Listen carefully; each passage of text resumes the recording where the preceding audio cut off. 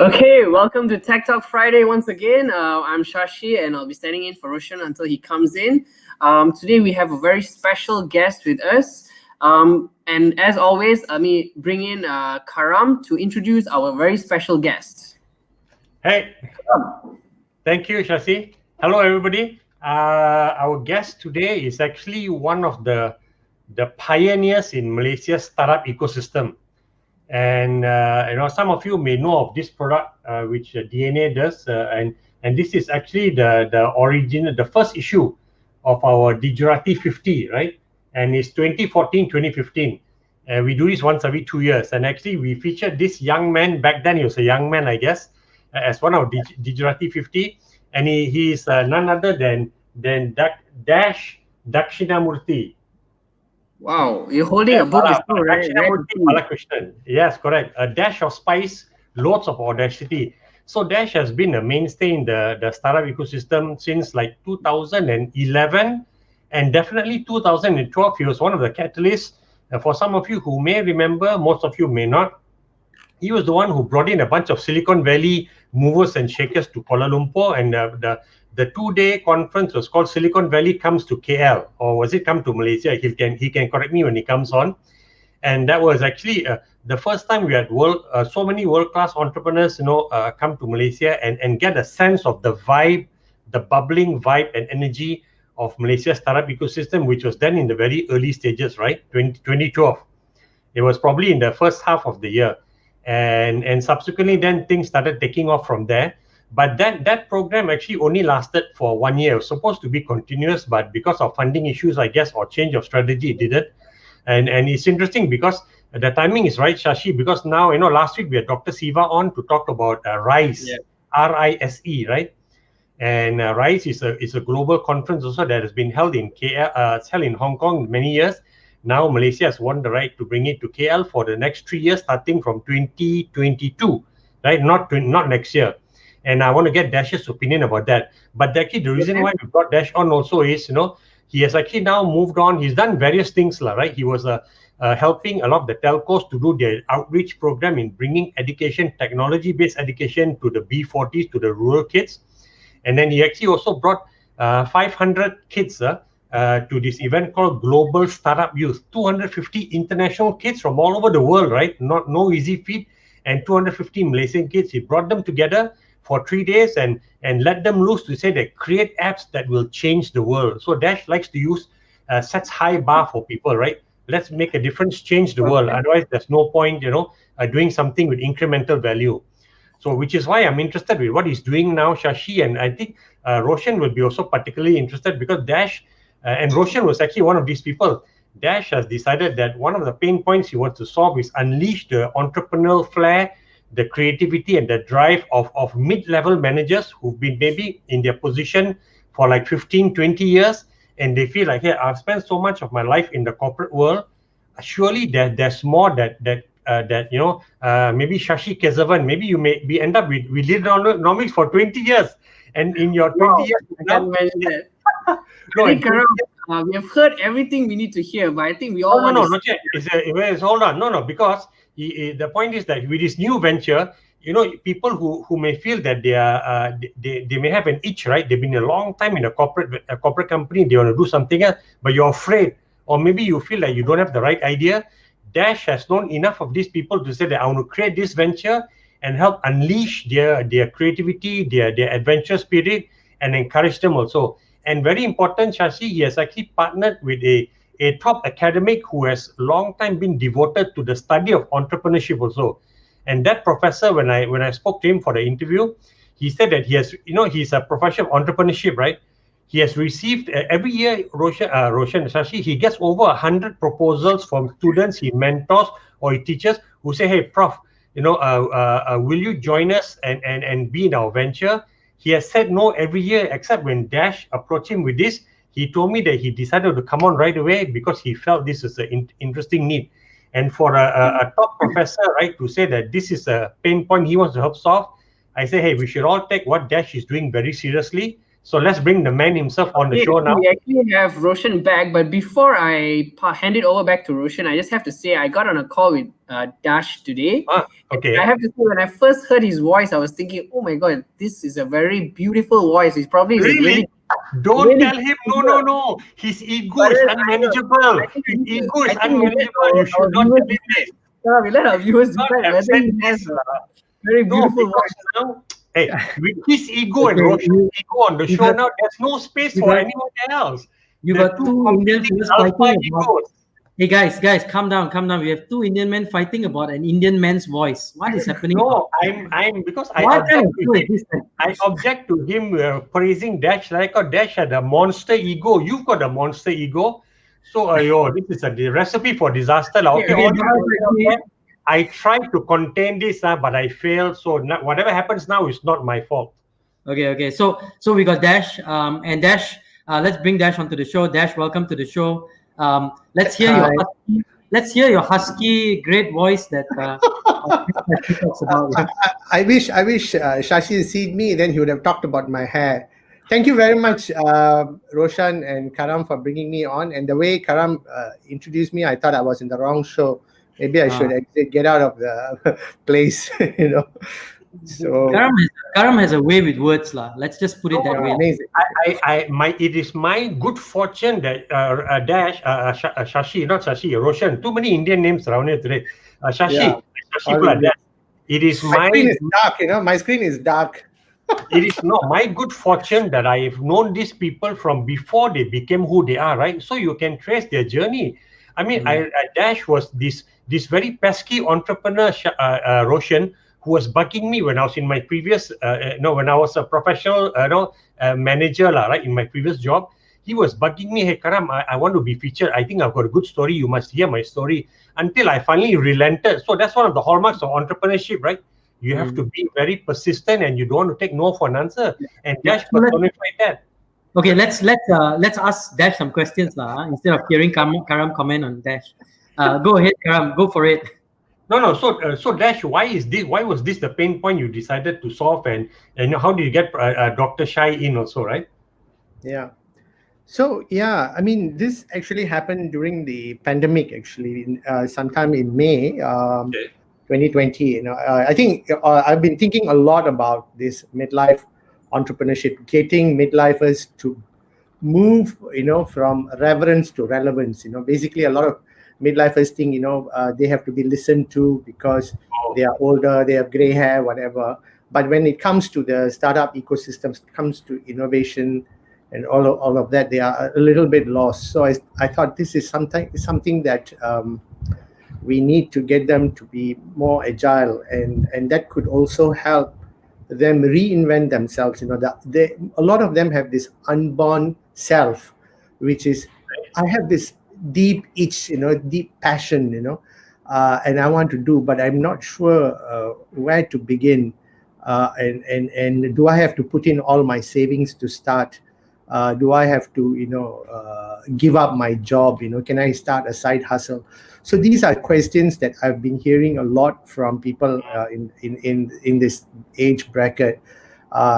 Even in 2019, 2018, I've been hearing all these things. So I've been talking to quite a lot of midlifers, and even in the 40s. When I say midlife, it's not necessarily defined by age. Okay. But it's also sometimes defined by a mindset, that can I take the risk to do what I need to do, especially after a certain age. So I just thought, this has been brewing in my mind. And then the COVID, the lockdown has been great for me, because it's a time where, the lockdown was... outgoing person. I thought it would be super frustrating for you, right? No, although I was an outgoing person, but I'm also a deeply reflective person. So it gave me a lot of time to reflect on things, on what's important to me personally, and also what is meaningful, about what I call as meaningful entrepreneurship, So this is something that I've been thinking about. And then I said, okay, I'm going to put this midlife entrepreneurship school idea out. So it was on Vesak Day, I think 12th of May or something. I just designed a scrappy PowerPoint brochure and put it up. And once I put that up, I spoke to called Shai, and I spoke to him, Dr. Shai. Shailendra, right? Yeah. Yeah, Dr. Shailendra Vyakaranam, who was my teacher when I did my postgraduate at the Judge Business School at Cambridge. So there was no scholarship, right? You paid yourself to go to Cambridge. That's correct. Yes, correct. Wow. Yeah. So and you were like 40 something already then, in your mid 40s, you decided to invest. No, early 40. Yeah, that's right. Wow. So because I was involved in the startup ecosystem way back, not in 2010, but way back 2008 and all. I was part of the Global Entrepreneurship Week, getting more and more entrepreneurs excited. So I just thought, it's good for me to not be part of the Frank Sinatra School of Entrepreneurship. You know what I mean? That I did it my way school, and just read 2 books on entrepreneurship. But I wanted to go and get the rigor of that, and that's when I called him, and he said, "No, this is something, Dash, is very, very interesting. Wow. What do you see my role as?" So I said, Shai, I have no idea. I just want you to see whether you think his idea is good. Let's do something together. And he said, let's start by putting together the content and teaching the content together. So that's how we got moving. And then we got a first cohort going. And the first cohort was basic. I always believe in the philosophy of to begin something even before you are prepared, not just wait to prepare, just get it going and then test it with a small group of people that and it was the feedback we got, what we need to change, what we need to do, and the feedback was very positive, so we want to take it forward. So you've already done your first cohort, right? And in fact, tonight you're rushing off for like a little reunion or Christmas party, is it? No, we are going for another event, nothing related to midlife, but I hope to see a lot of midlifers there. Okay. So it's an interesting thing, not only to help midlifers scratch the itch of their entrepreneurial need, but it also is a way for us to re-engineer the gene pool of startups that come in the future, because these people have a lot of network. These midlifers have a lot of network. Sure. They also may have a lot of, some amount of money. They have a lot of connections network is already connections. Totally, and experience, a lot of experience on how to hire a team, how to put together a team, which young startups can use, because most of the young people who come into the game have something called the credibility gap. They don't know people, they don't know probably banks, they don't know a lot of things. They may probably be in love with the idea, they want to build that. But, then when you have these kind of people who understand the process of innovation, process of that, you can really make leverage on their expertise. And also, who knows, they may become your best angel investors. Yeah, true. I think in a way, what you're saying may resonate with Roshan, because Roshan left a very comfortable corporate job, right, at the ASEAN level when he was like early 40s. So he's like 12 years now into his venture. So very interesting. So I think Roshan will have a lot to say about this also, because I'm actually thinking that probably Roshan is wondering. I thought Roshan was in his early 30s. No. Just the picture he used, but on the video doesn't lie. So although he's using an inferior video to blur his features a bit, right, to make him look younger, but the video doesn't lie. So you see, even he's got a bit more hair than before. I am wondering about that now, but we'll take that off camera. But Roshan, you also, I think you launched Littlenomics when you were like 42 or 43, right? So, that's not the age you're looking at, right? You're looking at 45 and above, correct, Dash? Well, if they come in the 40s, we are okay with that. China are fine with that. The only criteria we have is that they have lots of hair. Oh, okay. Then I got a big problem. Kidding. The criteria is the passion that they have. Yeah. The passion, yeah.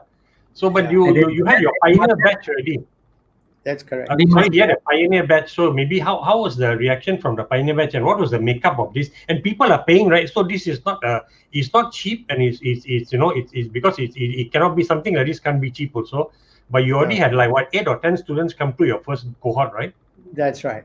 We both decided we'll have about 10 to start with, because then we know where we are going, and so we were fortunate to have 8 of them. Three of them were top C-level people.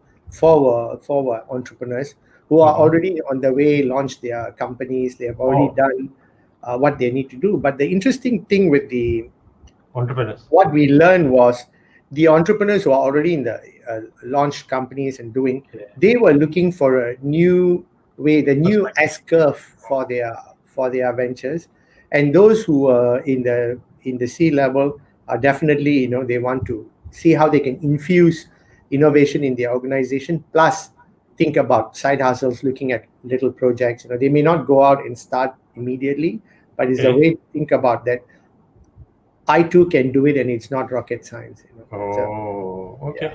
Interesting. So you have this, but among this first cohort, then obviously you've learned lessons also. But I know both you and Dr. Shai are teaching, right? So give me an example of a class he has taught and a class you have taught, and what was the highlight comment you got from somebody now that they're out of the class now? Because Roshan is also teaching some people, you can be midlifer, but you can be an entrepreneur. So companies may like to send their people over and come back and become an entrepreneur within the organization. You don't hear the term much now, but you do quite a bit of corporate training. You're on mute there, Roshan. You do a bit of corporate training. Do you find that as a term companies still use entrepreneur? Because Dash is also trying to unleash that with some of the people who join his program.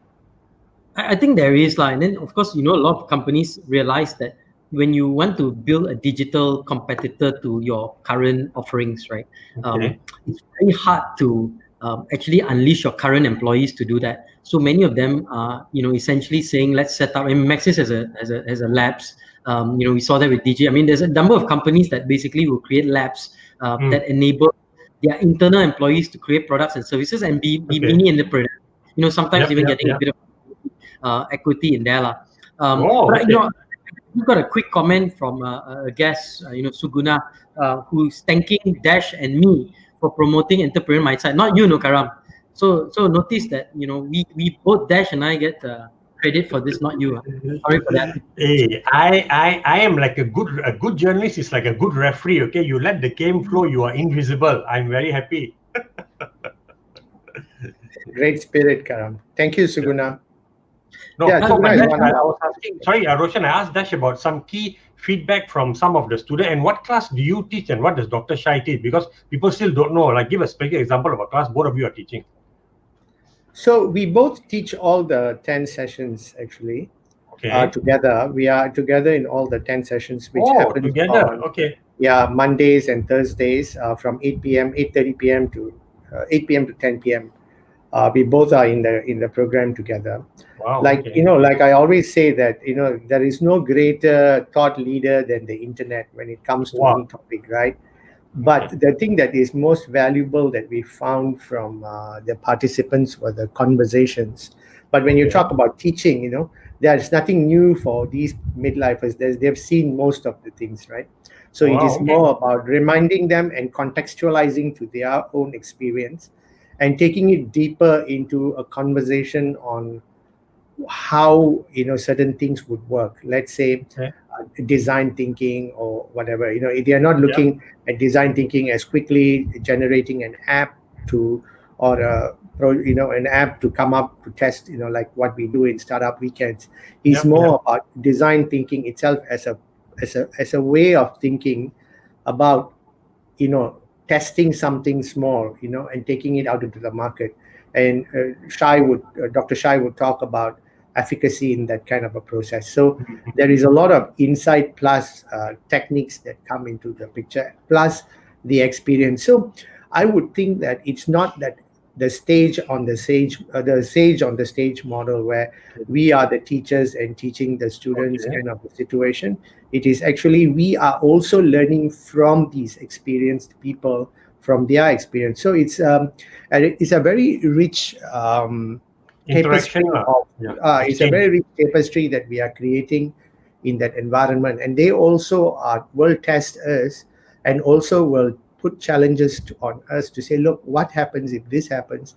And in that process, I think I personally have deepened a lot of my own insight into entrepreneurship. Hey, we have a comment from another guest, Dr. Nora Manoff, who's basically saying that for them, right, they actually help turn some of their staff into business owners, and then they become SME customers. So there's another. I mean, there's another great example from Maybank. It's a great example, yeah.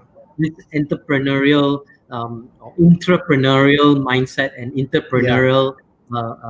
Stuff that's happening. So just sharing that. And that's great. I think it's good to see that, because Nora, fantastic, because it shows that Maybank is living up to its slogan, right? You can have all these catchphrases, humanizing finance or something, or banking.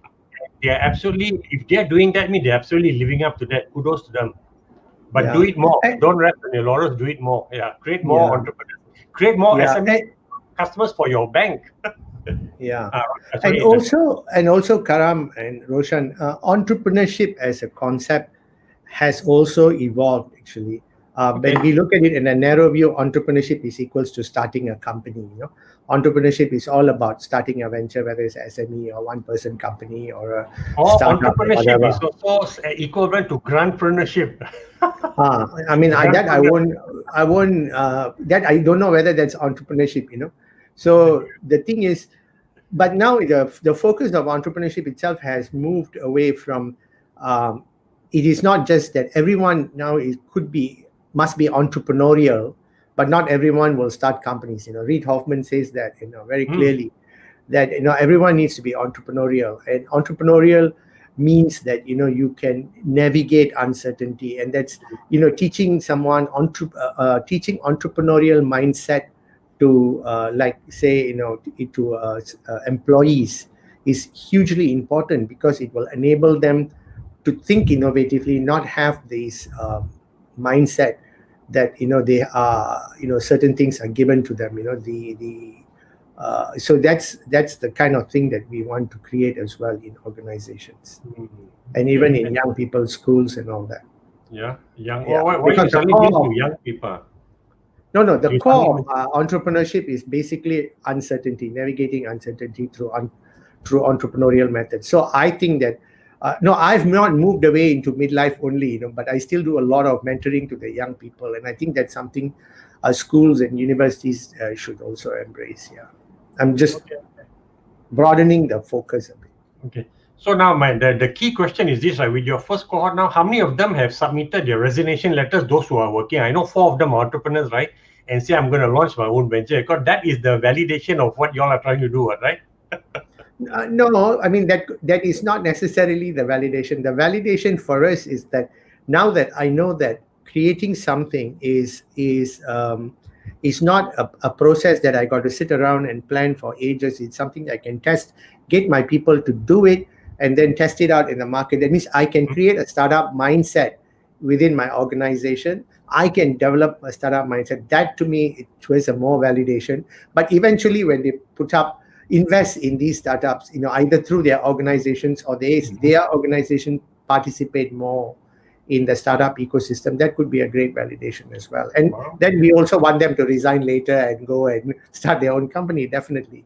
Yeah. Okay. So there are many levels to the validation. Yeah. Correct. Okay. I just wanted to challenge you, because if you can say all 4 resign, like you get like 200 people wanting to join your next cohort, man. So, I got another interesting comment, but this, you see, I don't know why the comments today have nothing to do with what we're talking about. Oh, okay. Somebody says Karam has white hair at the bottom, Dash has white hair at the top. What a combination. So, I think we got very highly... Let's all, there's a hidden message there. Let's all take a moment for 30 seconds, just reflect, and then come back with our answers. Yeah. Hey, actually, 30 seconds, video break now. I think your wisdom lies in your beard. My wisdom lies in my. I don't know. And I have no hair, so we just. No, your wisdom is everywhere. Everywhere.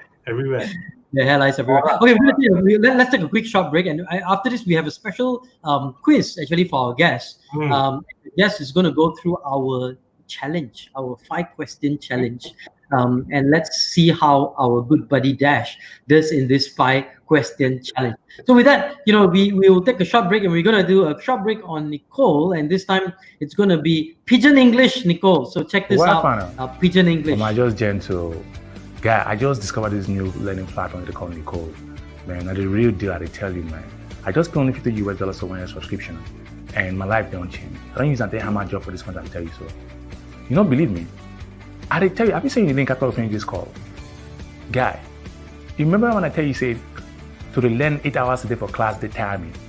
This is the real solution for me right now, because I learn in bite sizes at my own time, any place, anywhere where I want to learn.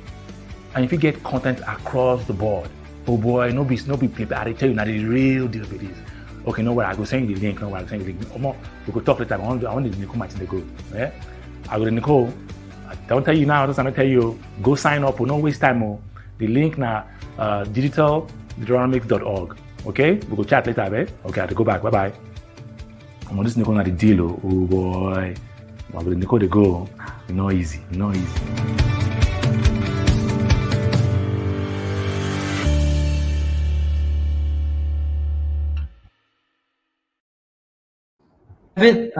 Nicole.app. Go to check out the website. The best gift you can give in Christmas to a loved one is the gift of learning, because all the other gifts will perish, but the gift of learning lasts a lifetime. So there you go, Nicole.app, and there's a special discount code at the bottom. Use my name in Wayne, and you'll get 30% off. There you go. So Nicole.app. Okay, Dash, as always, right? One of the things that we do is that we call it the Test the Guest Challenge, right? And the Test the Guest Challenge is something that every guest goes through, and you have to answer 5 questions. And if you answer all 5, you get a prize. The prize can range from a kiss from Karam to other wonderful gifts that are out there, right? So you don't want to lose out on these gifts, right? So I'm gonna ask you as fast as you can. You got about 20 seconds to answer each question, because you don't babble around. Just give a quick answer. So question. I can choose can I choose the price or not? No. Yeah, you can choose the price as long as it's something to do with Karam. Okay. Oh my God. Okay. You can pass one question, and if you pass it, Karam has to answer it. Okay. So that's kind of the rules of the game here, because I'm leading it, so I can't answer. So if you had a time machine, Dash, and could change one thing in the past, what would it be and why? I think I would just go back to 2008, 2010 and set up an entrepreneurship school or university school. That's what I would do. Oh, way back then. Okay. Because I think then I would have created, Premier leadership school. Entrepreneurial school, right? That's right. Yeah. Then I create strong entrepreneurs, early stage entrepreneurs. Then they can go on to the accelerators and scale up to become. You should just go to 2001 when the boom died and be the first to market there. Yeah, that's right. Yeah, maybe 2001. Yeah. Yeah. Okay, so question 2: what's the worst part of being in tech? Actually, the worst part of being in tech is also the best part of being in tech, is to have a mindset that is not necessarily hanging on to one thing, but you're constantly able to reinvent yourself. You cannot sit on your laurels. That I think is the worst part, is also the good part of being in tech. Okay. For a moment there, I thought you were just being a politician, and the best part is to and my strength is my weakness and all the political jargon that goes out. Okay, never mind. By the way, most people don't have laurels to rest on. So it's a privileged few who can say, I don't want to rest on my laurels. So it's interesting that Dash is one of those. Yeah, fantastic. So we'll not tag him as a politician. All right. Name the best tech company in Malaysia today. This is a tough one. Leadernomics.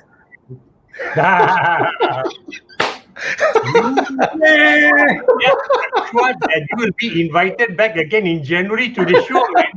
Fly. Smart. And the close second is DNA. What else can I say? You have just spoiled your reputation, man. You just spoiled your reputation. Never mind. Man. I'm going to publicize that. You went from hero to zero, bro. We will publicize the best company Leadernomics. All right, there you go. Okay, never mind. We'll forgive him for that. What was your first impression of Karam? Skip. Well, I don't know. I mean, the first time I met Karam was like he said, I was the pesky Entrepreneur. entrepreneur going, biting at his heels. My first impression was that he had a certain level of kindness, but he's a truth seeker. I think that's the word.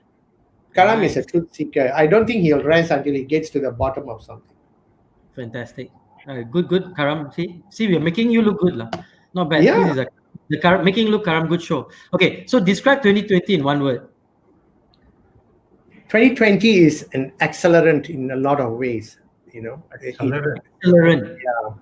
Yeah. I think it accelerated a lot of fake companies to die. It accelerated technology. It accelerated a lot of things, people to search for what is meaningful to them and all that. So as a prize, can I now decline the prize from Karam? Well, okay, you get something very special. Okay, so our producer Sashi will get that to you. Don't worry, we actually honor our guests. Unlike some other shows, right? Okay, so thanks. Some other shows I've been on, they give you a nice T-shirt. Okay, don't complain about other shows. We will give you a nice T-shirt. See, you get this nice T-shirt. Nice. As long as it's black and V-neck, I'll wear it. Oh, okay. Black must be black. Okay. All right. So we're gonna just have a quick segment where we'll talk a little bit about some of Karam's top 5 tech stories. And Dash, you feel free to add your 2 cents in as Karam talks about some of these stories. Karam, go for it. I think I'm really happy to share a bit about this story because we're always so Klang Valley focused, right, Roshan and Dash? So this is I never knew this agency existed, right? This is the Sabah Creative Economy and Innovation Center. It's apparently been around for under a year, but it has launched a mentorship program together with Magic. So they're collaborating across from the South China Sea, right? Collaborating with Magic, and the aim is actually to accelerate industries in Sabah through use of technology, innovation, and creativity. And the best part is they already have 500 hours pledged by 30 mentors. But this is specifically for Sabah entrepreneurs, right? To serve 300 Sabahan entrepreneurs. So maybe Dash, you should look at encouraging Sabah, midlifers also to join your program because I think there's latent demand and interest there also. So that's why I wanted to highlight this story. Now we'll move on to the second story. I have a soft spot for Sabah anyway, so I love to work with them. Yeah. I love Sabah. There's an innate gentleness to the people there. Of course, my experience of Sabah is confined to Kota Kinabalu and climbing Mount Kinabalu, where my guide, was a gem of a person. Yeah. So, actually, I worked with an organization called Hapsing with Puan Sri Maimon to train 1,000 Sabahans, coding. Wow, 1,000. So we actually worked with their high schools and all that. They went to the rural areas. I think Hapsing did a great job in doing that. Yeah. So I love Sabah. Wow. So now all of you who are listening understand why I spoke so highly of Dash, right? Can you imagine just one anecdote that 1,000 entrepreneurs or students, he has trained. Fantastic. Yeah. Okay. Next one is because this is the COVID era also. We interviewed the country manager for Carousel Malaysia, and that's it's basically like lelong, right?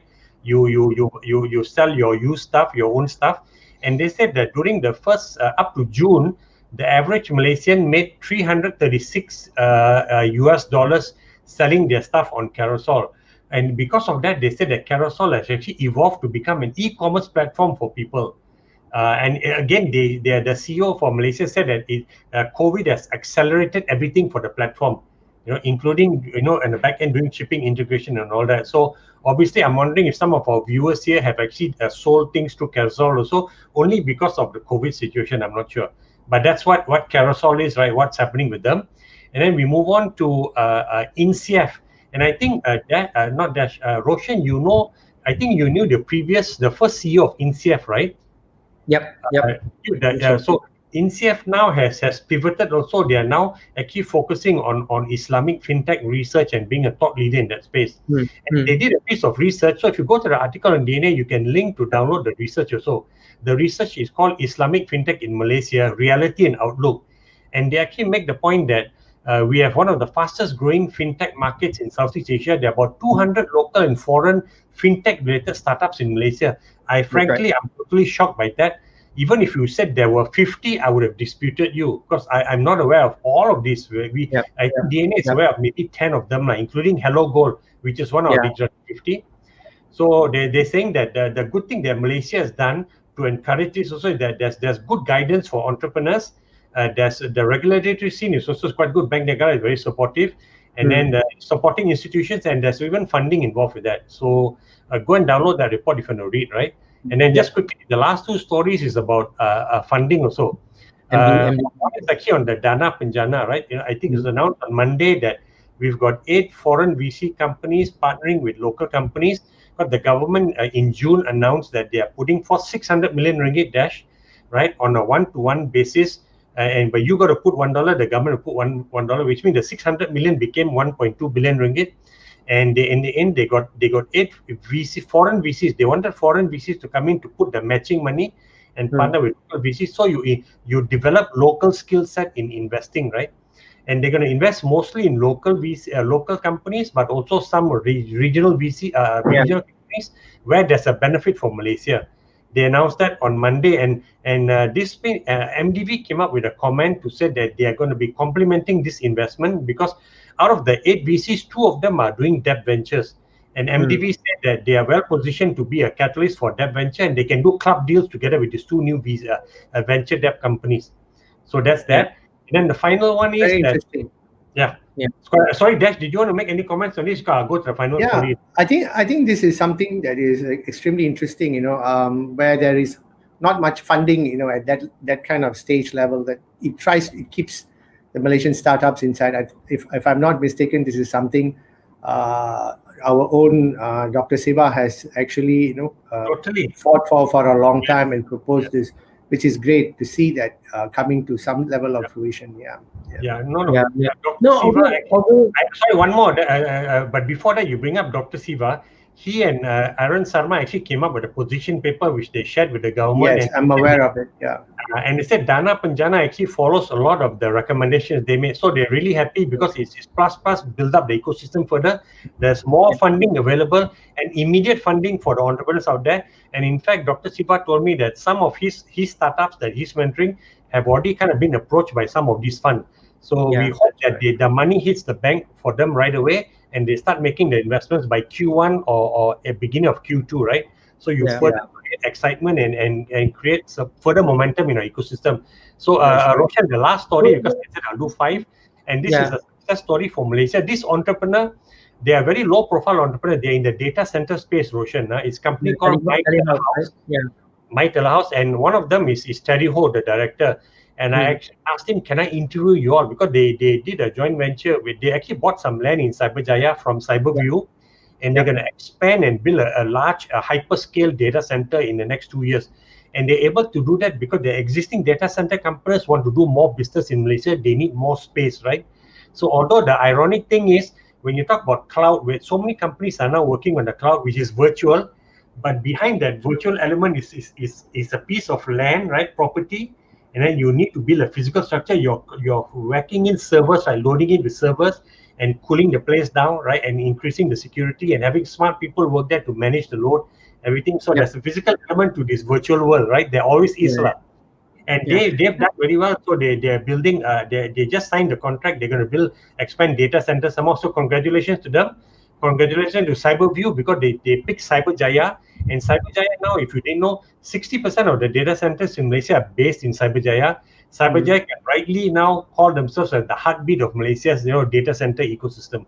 One interesting story, Karam. I just got a note from Pitchin and also from the other platforms, and apparently MySafe, which is the matching grant that the government has been basically no more. I mean, there's no more funds. It's been tapped out already. Wonderful. Yeah. So I mean, on one hand, on the other hand, there's a ton of startups who actually have been waiting, to finalize it in the next week or two. So a lot of people are going to be extremely disappointed, because a lot of startups are highly dependent on this matching grant, but it's completely gone. And the advice is to delay the the ECFs to January, February, or March when the next batch and the next tranche comes in. Hopefully, right? So there's a lot. I mean, that's something very interesting. I think it's something that I think there's a bit of anger, anxiety, frustration with a lot of some of the startups that are doing their series. They're doing ECFs, because they were all timing it to basically makes sense. Get something out of it, but looks like none of them are going to get anything. At least that was the advice. So that's something relatively new. I think yesterday Pitchin was aware of it, and they started they started letting all the different folks that are live or going live to get awareness on this. Oh, okay. So that's stories. And Dash, any comments on any of the stories or any final words that you want to say before we take? These are all very positive for the Malaysian startup ecosystem, despite the fact that of the pandemic. You are hearing a lot of this very positive things coming around. Shows that we are having entrepreneurs who are actually navigating this uncertainty and building some level of resilience, which is very heartwarming, actually. Okay, we're going to take a quick 30-second break, and then we'll come back for the final segment where we'll do final piece of advice from Karam and Dash, and then wrap up the show. So with that, a very quick video of Pitchin, one of the Pitchin products, Evox. So let's watch this. I haven't watched. We are indeed living in an increasingly mundane and stressful society. From a young age, we are told the importance of studying. But are we really learning? We're told to grow up, but are we really developing? The way of learning needs fixing, and we at Evox think that we are able to help with it. Let's rewind and take a step back memory lane into our happiest moments. Remember, as kids, we learned the most through play and make-believe. Teenage days spent on play until we lost track of time. Well, some of us still do, and enjoy every bit of it. We want to change the perception of learning. Learning is supposed to be fun and memorable, because in truth, playing is simply learning. So what is Evox all about? Evox is a digital learning simulation product house where we create games to help people learn, and we do it through creating immersive, engaging, multiplayer but fun learning experiences. We believe that the traditional learning models is outdated, and digital simulations and digital experiences is the way forward. Support us in delivering a checkmate to traditional way we view learning. Evox, bringing virtual learning experiences to the world. All right, so that's a call for Evox. Let's get back to Tech Talk Friday, and it's a Friday, the weekend. Next week's Christmas. The year is almost done. For some people, it's a sigh of relief. Let's just get 2020 out of the way and let's move on to 2021. Dash, your thoughts on 2021? I know a lot of people are reflective now. They're kind of, thinking through, hey, what's going to happen? Is 2021 going to be like 2020? What are your thoughts as we float forward to 2021? And what should we be thinking?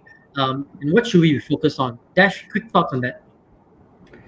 I think the world has fundamentally changed, and I think people who assume that 2021 and once the vaccine comes, everything is going to go back to normal, should give up such thinking to an extent. I think they need to, the world has changed in a lot of ways, right?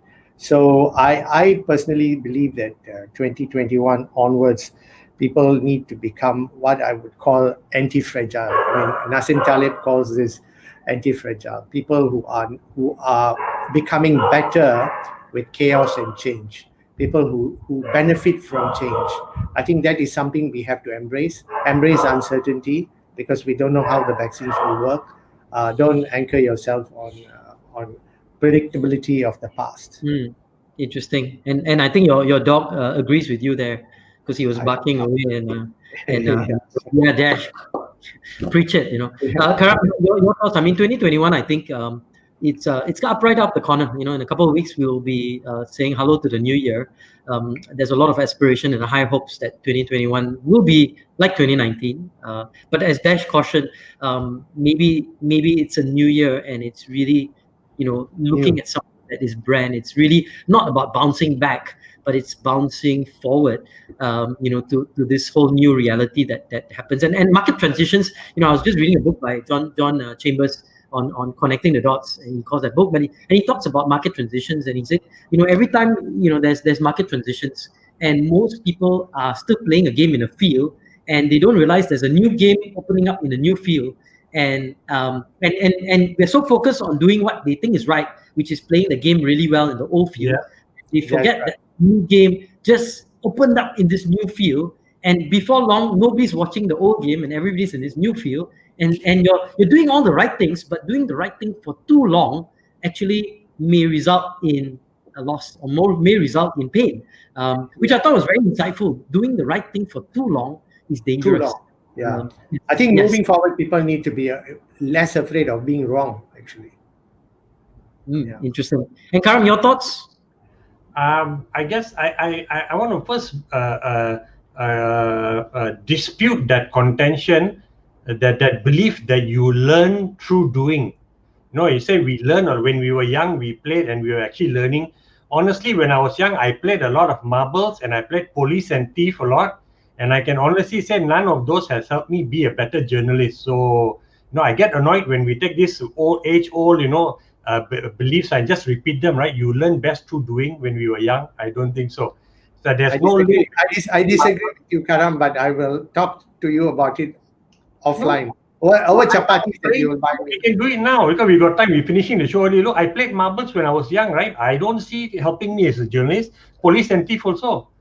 No, but police and thief and marbles and running around, you know, helps you to hustle. And as a journalist, all these things are micro habits build you up to who you are today. You know, so it's not learning by doing. It's not transactional. If I play marbles, I become a global marble player. You know, so so absolutely, and you're right, Dash. Because it's the little skills, right? I mean, it's the negotiation. You know, I mean, you learn to negotiate, to be the captain, to be this. I mean, it's not playing football, right? It's about, you know, how I negotiate my way to do this, and I'm able to understand the weakness of my friend, so I pass him on the right side because his left foot is not so good, and so on and so forth. So there are little nuances that we learn, right? So I also agree. Learning is cumulative, Karam. Sorry, we have to disagree with you on the show. No, that's fine. I just didn't see any benefit from that, so I get annoyed when I hear that. But okay, my point is one more thing for next week. As Karam usually plays as police or thief. So Karam, I think Reverend Ong, you know, and it's Christmas, so the Reverend is asking you a question here. Karam, you are police or thief? Because if you're a thief, you won't get a present for Christmas, you know. I have played both police and thief, but I did one better than the other. I won't tell you which one. Okay, you got to buy me Sri Lankan crabs, then I'll tell you. Okay, well, very seriously, next week, because Christmas, right, we're going to have the show on Thursday. Roshan doesn't know this yet. Next week, the show has to be on Thursday.